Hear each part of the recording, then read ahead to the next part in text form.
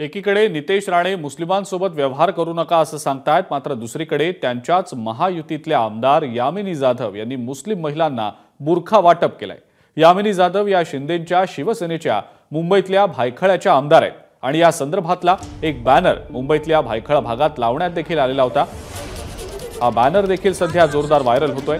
महाराष्ट्रात विधानसभा निवडणुकीत मुस्लिमांची मतं मिळवण्यासाठी यामिनी जाधव यांनी बुरखा वाटप केलं का, अशा चर्चा आता सुरू झालेल्या आहेत। बुरखा वाटप कार्यक्रमामुळे स्वतःला हिंदुत्ववादी म्हणवणाऱ्या शिंदेंच्या शिवसेनेला अचानक मुस्लिमांची आठवण कशी काय झाली, असा सवाल विरोधकांकडून आता उपस्थित होतोय। भाजपनं सुद्धा यामिनी जाधव यांच्या या बुरखा वाटप कार्यक्रमावर आक्षेप घेतलाय।